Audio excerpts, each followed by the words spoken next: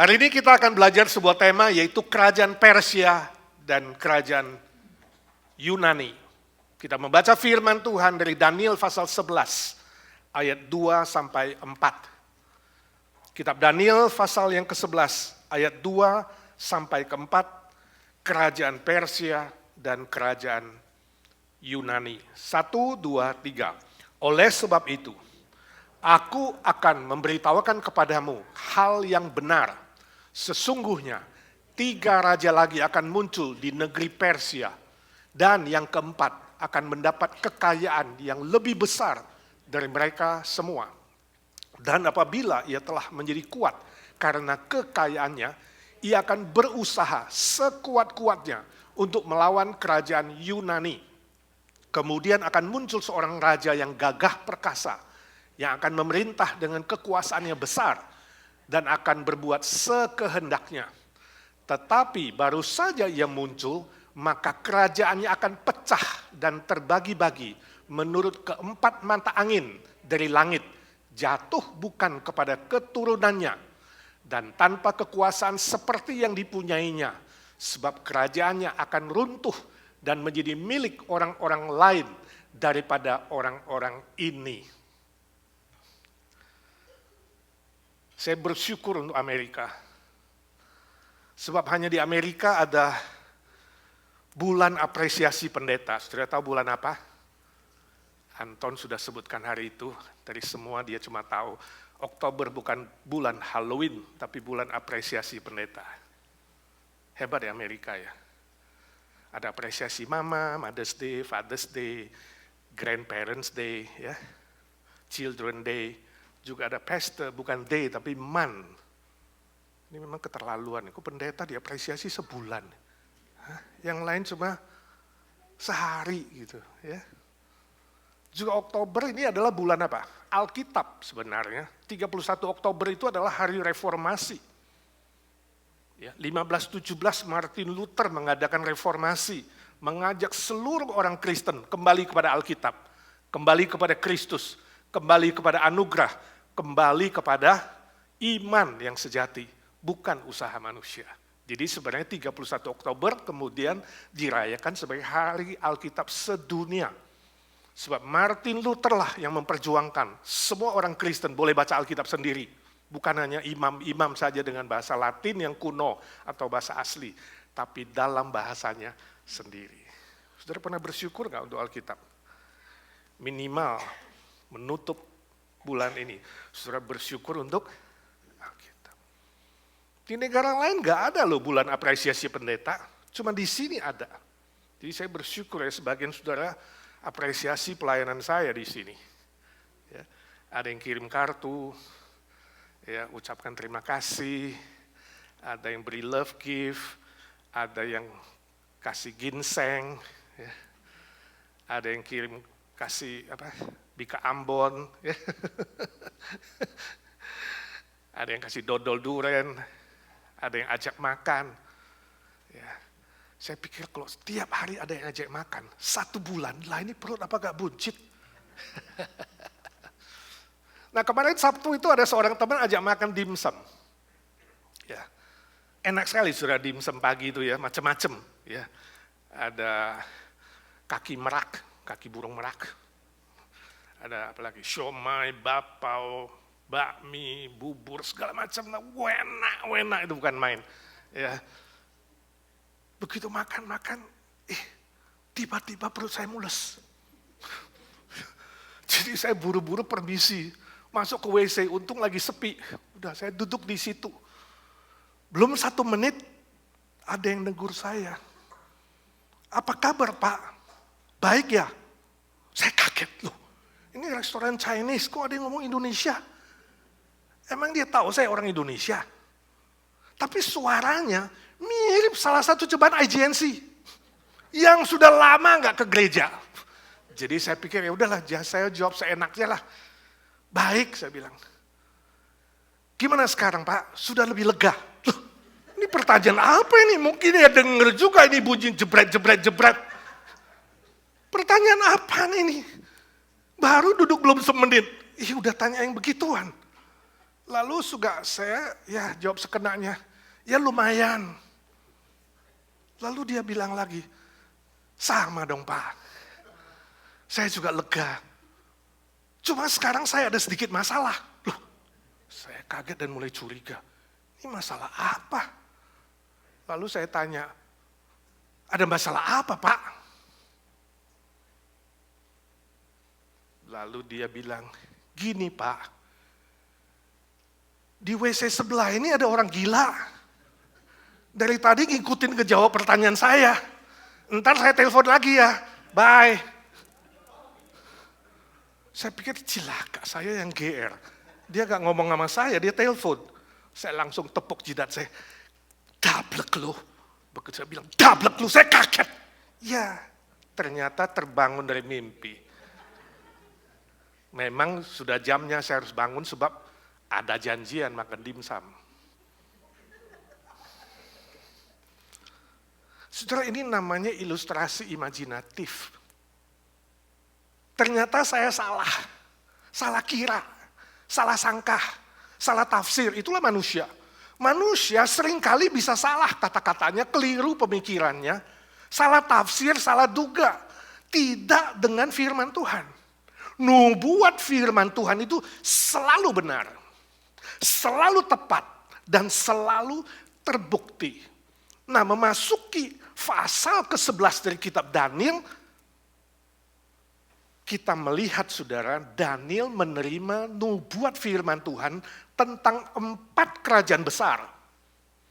Kerajaan Persia, kerajaan Yunani, kemudian ada kerajaan selatan dan kerajaan utara. Daniel menerima nubuat itu sekitar abad kedua BC sebelum Kristus lahir. Dan kita bisa melihat di dalam fakta sejarah, semua nubuat ini digenapi. Satu persatu, terus sampai kepada abad kedua, tergenapi semuanya pada zaman Daniel. Tapi ingat, nubuat ini juga berlaku di akhir zaman, sebelum Yesus datang kedua kali. Nah, hari ini kita akan belajar 2 kerajaan saja, yaitu kerajaan Persia dan kerajaan Yunani. Dan minggu depan kita akan lanjutkan dengan kerajaan selatan dan kerajaan utara. Dari fakta-fakta sejarah kita bisa melihat bahwa terbukti nubuat firman Tuhan itu benar dan tidak salah. Saya harap ini menguatkan iman kita ketika kita melihat semua bukti-bukti sejarah ini. Menguatkan iman saudara terhadap firman Tuhan itu benar dan tidak pernah salah. Dan menguatkan iman saudara berpegang pada firman itu untuk menjalani masa depan saudara sampai Yesus datang kedua kali atau sampai saudara bertemu dengan Tuhan. Amin. Yang pertama, tentang kerajaan Persia ayat kedua. Dalam ayat kedua disebutkan tentang negeri Persia. Tapi hanya secara singkat saja. Walaupun sebenarnya kejayaan kerajaan Persia itu berlangsung 200 tahun. Luar biasa. 200 tahun kejayaannya memerintah, tapi di Alkitab hanya disebut sangat-sangat singkat. Cuma dibilang akan muncul di negeri Persia, cuma itu saja. Kenapa Persia disebut dengan singkat saja?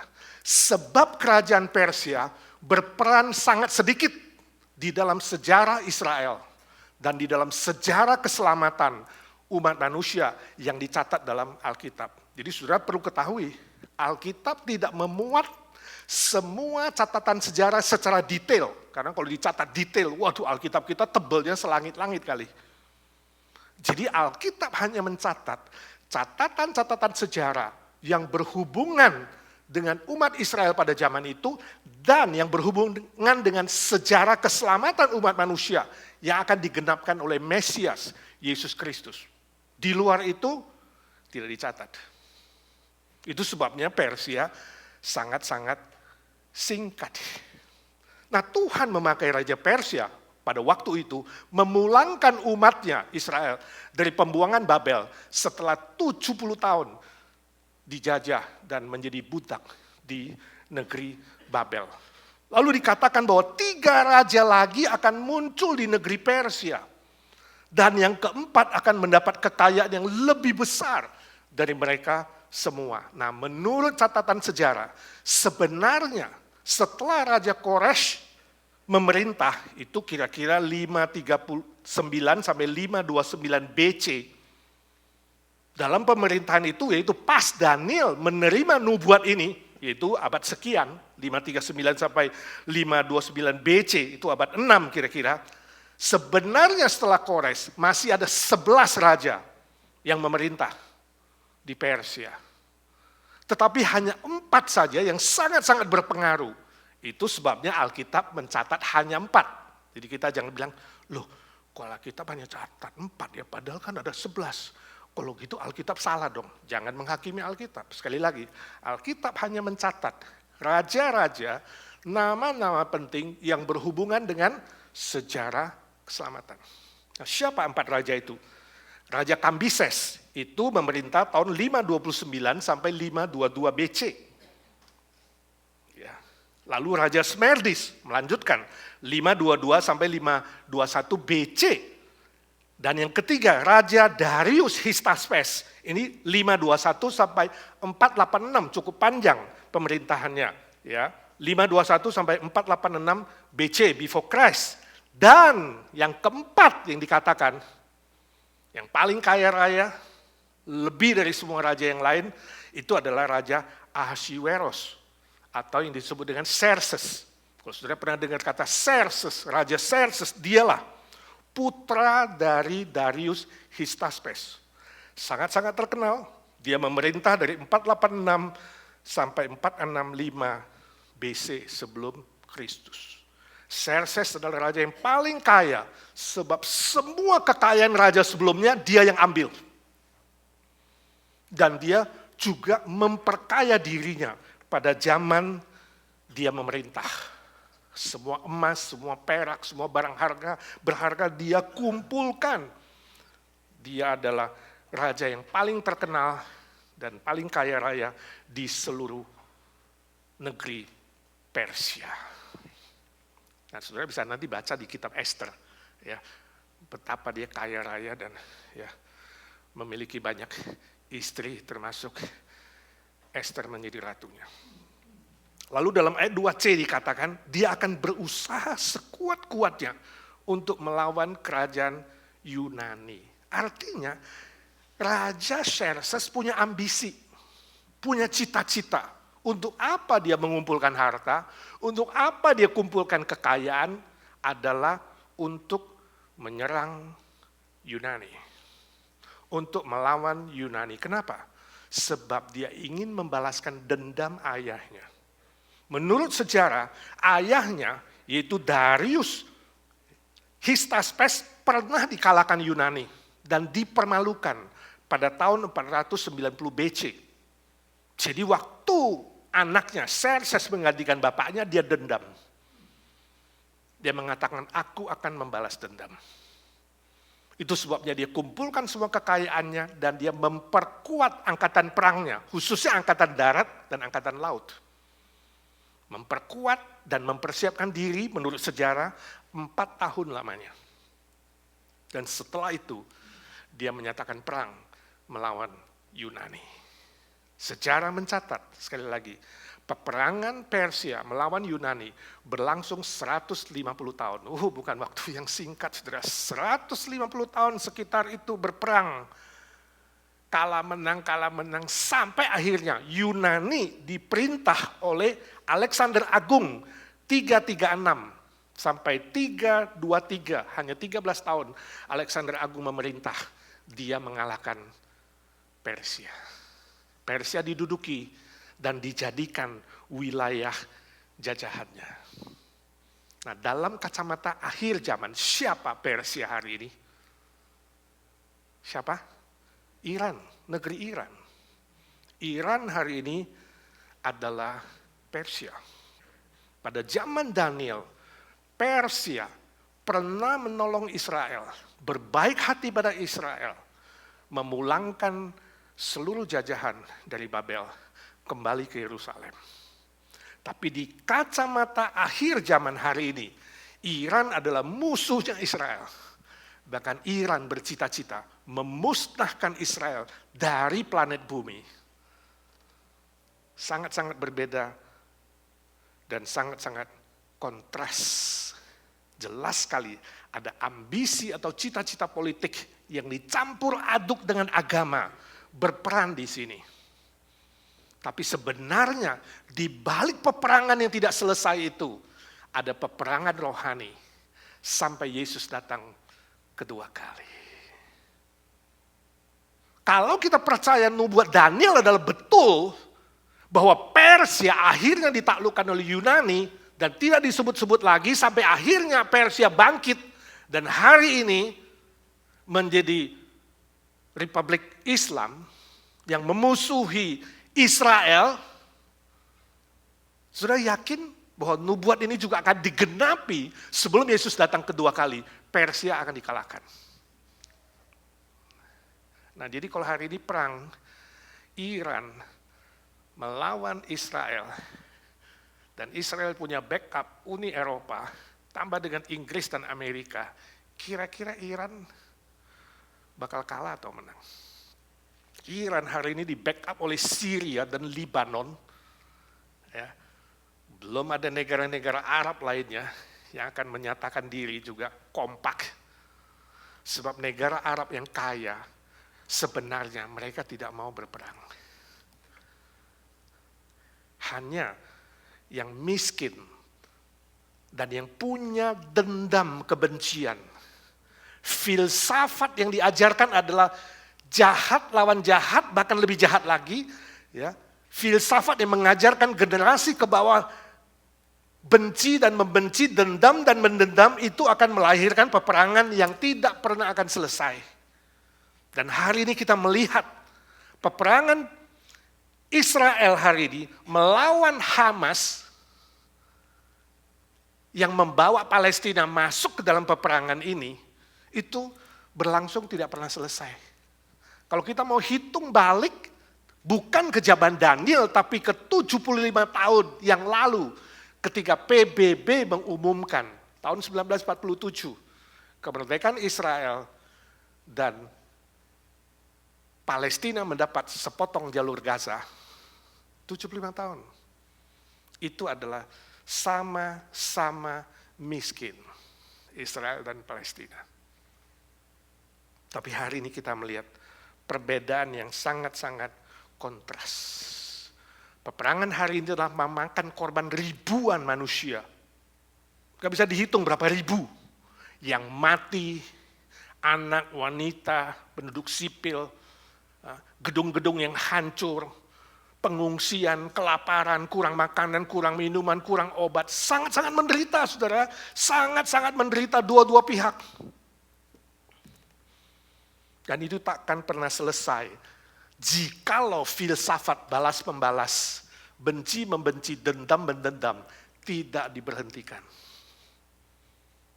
Politik bercampur agama telah menjadi sumber peperangan yang tak pernah selesai.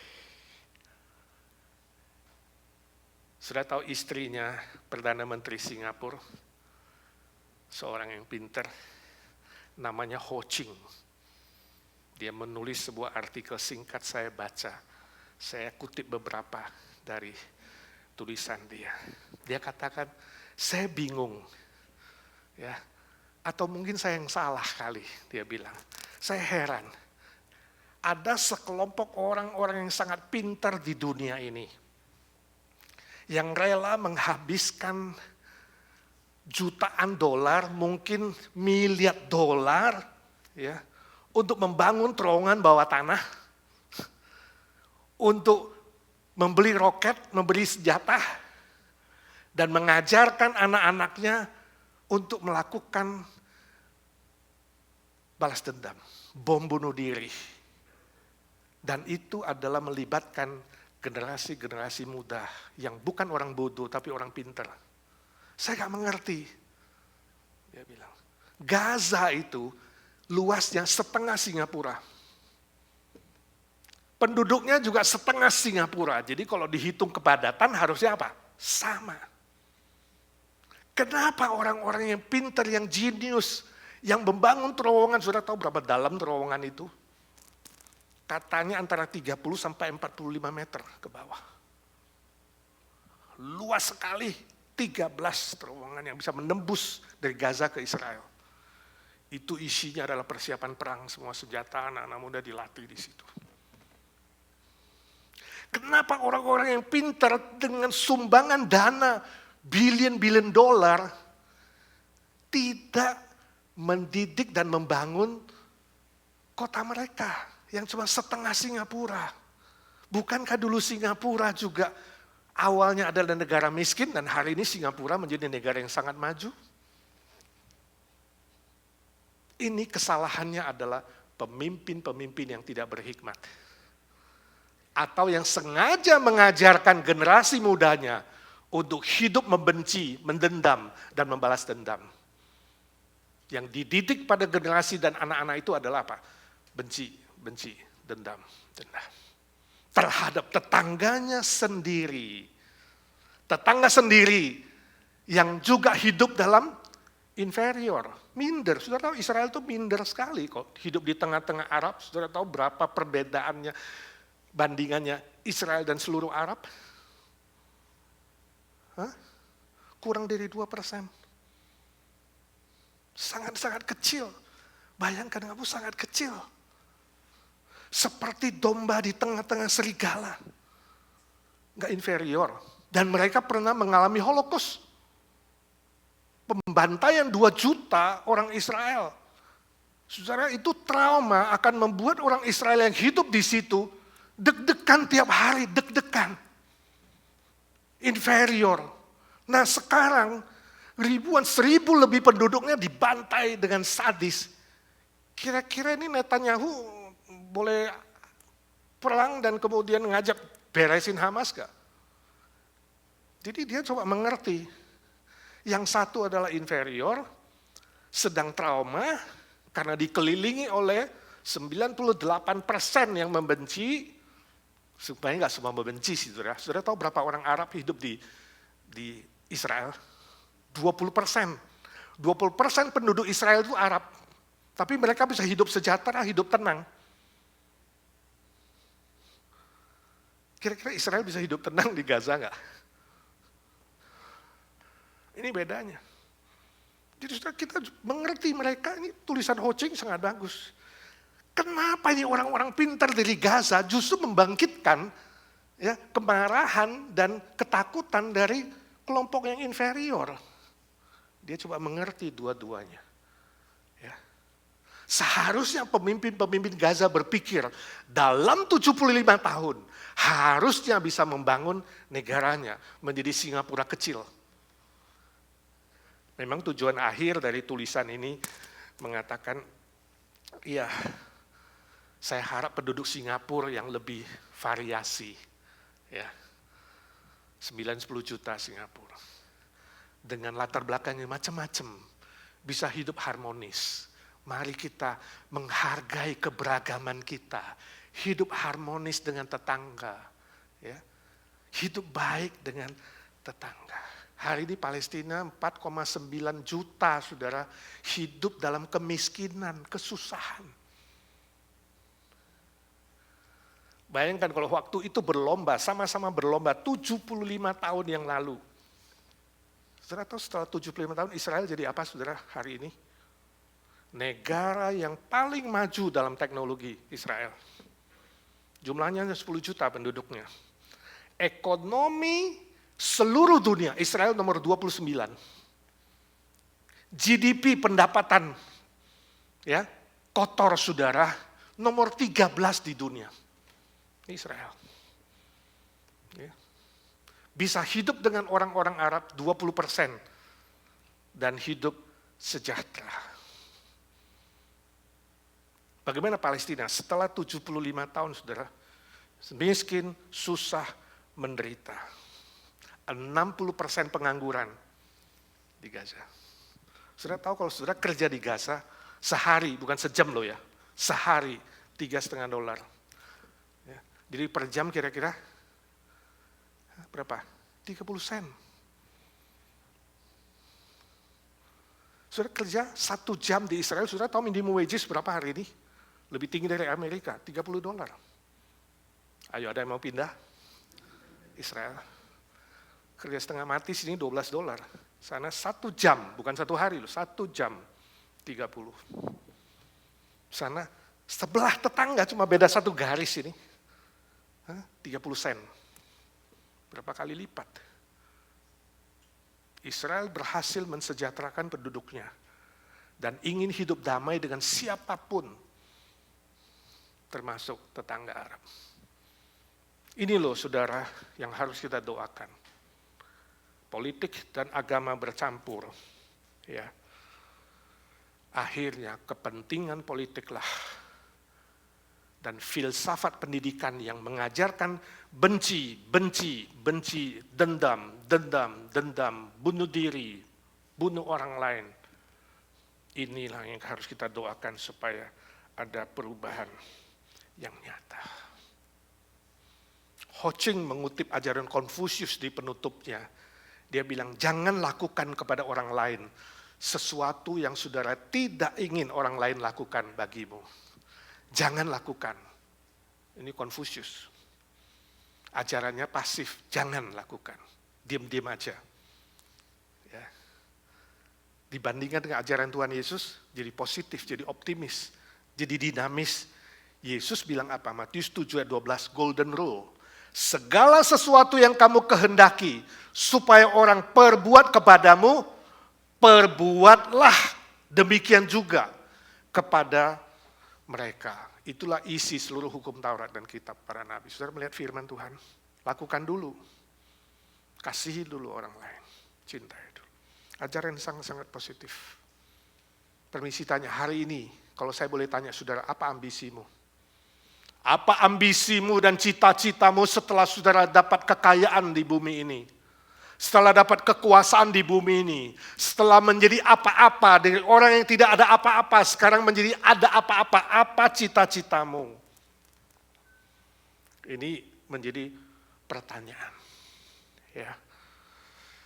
Apakah mendatangkan kebaikan, kebenaran, kesejahteraan bagi orang lain, atau mendatangkan kerugian, kebencian, dendam, sakit hati, dan merusak orang lain? Yang mana? Cuma ada 2. Semua pilihan. You mau pilih mengembangkan dirimu atau memilih merusak dirimu dan merusak orang lain. Oh, kalau sudah tanya saya apa sih sebenarnya ambisi dan cita-cita yang benar menurut firman Tuhan? Cita-cita yang benar adalah membagikan kasih Kristus secara positif dan dinamis dan proaktif. Itu cita-cita yang benar. Sebab itu saudaraku yang kekasih, saya tidak tahu hidupmu mulai hari ini. Ubah cita-citamu. Bebaskan dirimu dari segala kepahitan, kebencian, dendam. Bebaskan dirimu dari ikatan-ikatan dan godaan-godaan filsafat yang untuk merugikan orang lain dan merusak orang lain. Tapi ambillah cinta kasih Kristus itu, bagikan kepada orang lain. Bagikan kebenaran, bagikan keadilan, bagikan cinta kasih, bagikan Injil, bagikan rasa belas kasih untuk membantu dan menolong orang lain. Jangan tunggu orang lain dulu. Saudara, mulai dari diri sendiri dulu. Mari kita sama-sama mulai dari diri sendiri. Amin.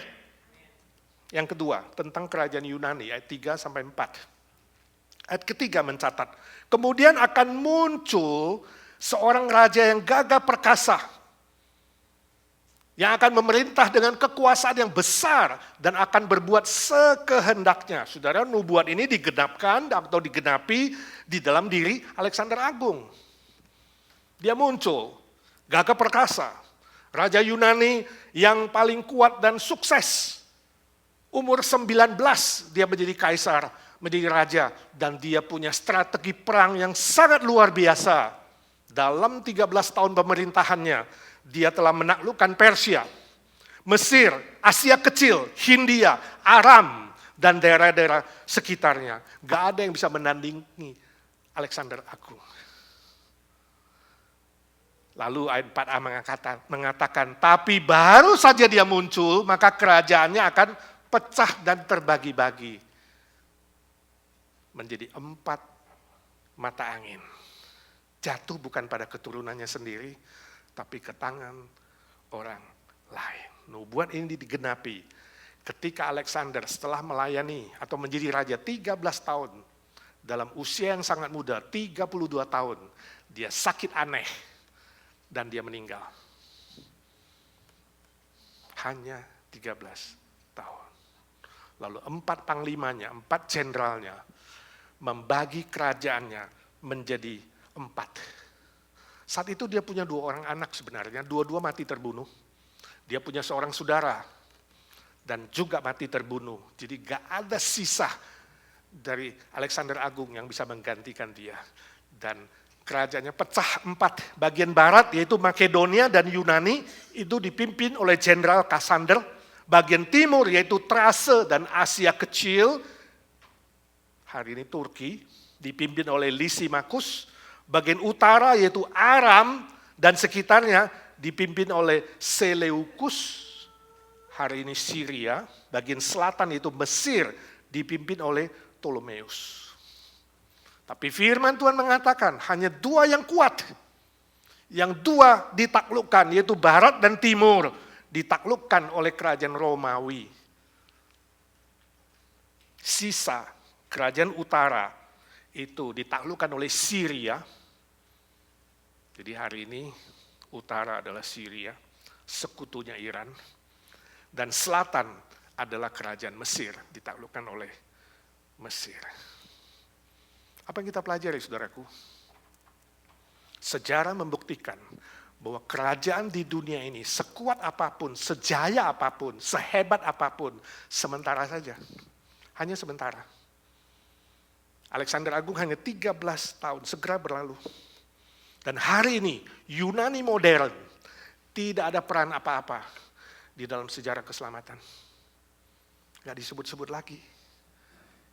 Yunani masih eksis, tapi tidak berperan penting, tidak disebut-sebut lagi, sebab tidak ada hubungan dengan Israel dan tidak ada hubungan dengan sejarah keselamatan. Dalam kacamata akhir zaman, nubuat akhir zaman, Yunani tidak disebutkan sepanjang Alkitab setelah itu. Hanya Tuhan memilih bahasa Yunani menjadi bahasa tulisan Perjanjian Baru. Sebab pada waktu itu bahasa Yunani adalah bahasa internasional dan bahasa yang bersifat universal. Itu sebabnya Perjanjian Baru kita ditulis dalam bahasa Yunani. Saudara ingatlah, apapun yang bisa kau andalkan, kepintaran, kekayaan, kehebatan, yaitu hanya sebentar saja, akan berakhir pada kematian. Alexander Agung hanya 32 tahun, penyakit aneh, meninggal juga mendadak. Hanya Tuhan yang menentukan umur seseorang. Manusia hanya bisa merencanakan, tapi Tuhanlah yang menentukan. Amsal 16 ayat ke-9. Saudara ikuti berita, Rabu lalu, 25 Oktober 2023, penembakan massal di kota Lewiston, ya, Maine, 18 mati, 13 terluka. Penembaknya mantan Angkatan Darat Amerika. Hanya berusia 40 tahun. Dia masuk ke tempat main bowling, saudara. Menembak orang-orang di sana, kemudian dia pindah ke restoran. Dia tembakin juga orang-orang di sana. Lalu dia melarikan diri, dikejar 2 hari buron, dan kemudian ditemukan. Dia mati di sebuah trailer kargo, menembak dirinya sendiri. Jadi sampai hari ini nggak ada yang tahu motifnya apa. Jadi katanya motifnya masih misterius. Ini Amerika, saudara. Saya yakin 100%. 18 orang yang mati pada hari itu, dia tidak tahu adalah hari terakhir di bumi ini. Gak ada yang tahu. Termasuk kita gak tahu hari besok. Sebab kematian itu tidak omong-omong dulu. Penembakan massal. Kita sudah terlalu sering mendengar penembakan massal, akhirnya kita kebal. Seperti itu khotbah Gunidil Gabe tadi pagi. Terlalu banyak mendengar penderitaan, kesusahan, pembunuhan, berita-berita negatif, kita sendiri sekarang kebal. Yang penting gak ada hubungan dengan saya. Yang penting bukan saudara saya. Yang penting bukan family saya. Cuek aja. Bisa terjadi. Terlalu banyak melihat sampai akhirnya kita kebal. Saya baca statistik Gun Violence Archive di Amerika, saudara. Tahun 2023 sampai bulan ini, saudara, harusnya nggak termasuk yang barusan berapa hari lalu, jumlah penembakan massal di Amerika, saudara tahu berapa? 560 kali. Artinya, lebih dari hari-hari per tahun. Setahun cuma 365. Penembakan massal, ini nggak tahu kalau sampai Desember. Apa kita gak sedih? Apa gak mengerikan? Sehingga sebagian orang Indonesia bilang, wah bahaya Amerika, udah gak usah ke Amerika lagi, bukan dreamland. Tapi sebagian lagi mengatakan, tidak apa-apa, yang penting dolar, bukan rupiah. Ayo rame-rame ke Amerika, cari kerja, kejar dolar. Saudaraku, kamu gak tahu hari besok. Boleh merencanakan, Tuhan menentukan. Kemarin kita mengadakan penghiburan, kita tahu adiknya Sabar juga meninggal. Dengan mendadak. Hari itu gak ada yang tahu. Tabrakan, pergi. Gak ada yang bisa memprediksi hidupnya. Gak ada yang bisa prediksi besok. Sebab itu saudaraku, tidak ada yang bisa kau andalkan atau sombongkan di dunia ini. Entah kekayaanmu, kepintaranmu, kehebatanmu, keberhasilanmu, cita-citamu, atau apapun yang kau miliki di bumi ini. Tidak bisa diandalkan, semua hanya sementara saja. Hanya kerajaan Kristus yang kekal selama-lamanya. Itu sebabnya Yesus katakan, carilah dahulu kerajaan Allah, kerajaan Kristus dan kebenarannya. Itu yang kekal selama-lamanya. Jangan tunggu saudara sampai kepepet. Jangan tunggu sampai saudara tidak ada jalan buntu, kemudian menyesal. Jangan saudara. Masih ingat anak muda yang bersaksi, salah satu anak muda Israel dalam penyerangan Hamas di perbatasan Gaza, salah satu rumah diserang, ditembak seluruh, dia melihat dengan kepalanya sendiri, seluruh anggota keluarganya ditembak, termasuk dirinya. Dia ketembak, dia jatuh, mamanya ketembak, menimpa badannya. Mati semua. Anak muda itu hidup, dia lolos. Itu sebabnya dia bersaksi di TV. Dia katakan, saya tahan napas. Dia lolos, tapi dia melihat semua keluarganya, bapak, ibu, saudara-saudaranya, mati semua. Mengenaskan. Lalu dia bilang, pada saat tahan nafas itulah aku berdoa. Saya teriak Tuhan, Tuhan yang di sana, entah siapapun namanya. Tolong, ini kepepet namanya. Gak tahu mau panggil siapa. Kalau ada Tuhan di sana siapa aja tolonglah. Saudara, seringkali manusia begitu sombong sampai kepepet, baru teriak Tuhan, tapi gak tahu teriak siapa. Dengar kesaksian itu saya sedih, saudara. Ya kan?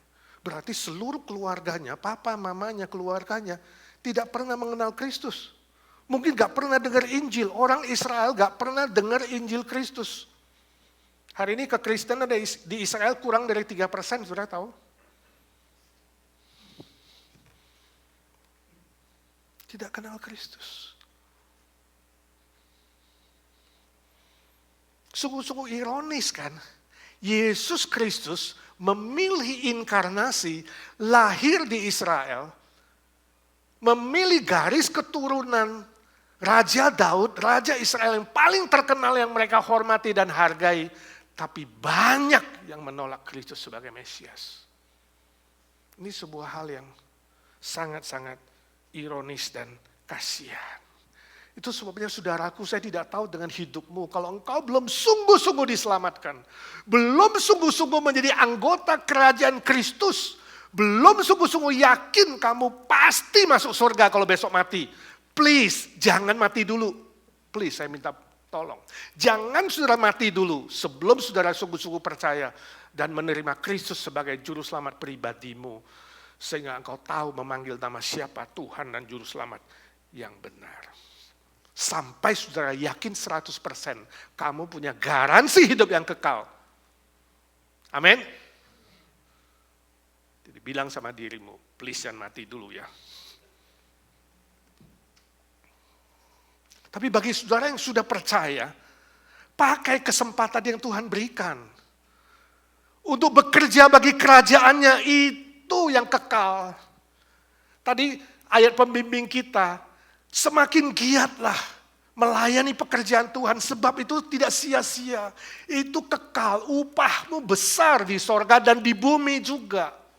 Pakai kesempatan itu. Sebab kamu tidak tahu hari esok, kawanku.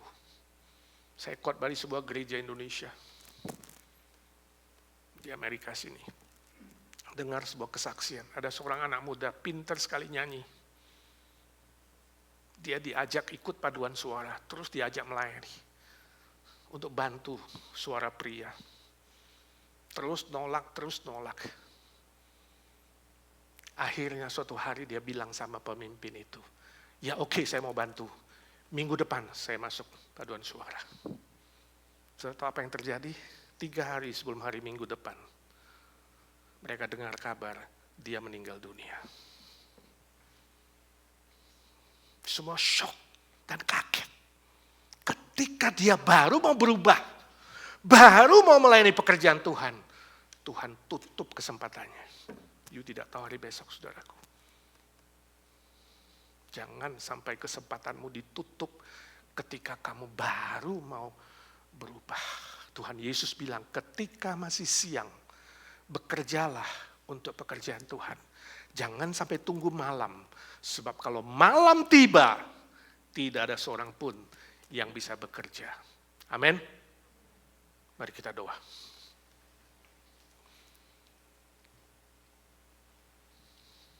Bapa di sorga, suara hamba-Mu sudah berhenti. Tuhan Yesus, hamba berdoa bagi mereka yang tidak sungguh-sungguh yakin keselamatannya, yang hadir di rumah-Mu hari ini. Berikanlah kerendahan hati, cabutlah segala kesombongan apapun yang diandalkan. Gantikan dengan kerendahan hati, agar mereka mengaku dengan mulut, percaya dengan hati, Engkaulah satu-satunya juru selamat yang mengasihi mereka dan mati dan bangkit bagi mereka. Supaya nama mereka dimeteraikan dalam kitab kehidupan menjadi milik-Mu selama-lamanya. Hamba berdoa bagi yang sudah percaya, Tuhan memberkati setiap pribadi kami, supaya kami sadar, mengakui keterbatasan kami, memakai kesempatan yang Tuhan berikan, tidak menyia-nyiakannya. Sebab kami tidak tahu kapan kesempatan itu tertutup atau ditutup bagi kami. Ya Tuhan, bangkitkan gereja-Mu, bangkitkan setiap pribadi kami menjadi orang-orang yang proaktif, yang lebih dulu, mulai dari diri sendiri. Mengasihi, melayani, menguatkan, menghibur, membangun orang lain.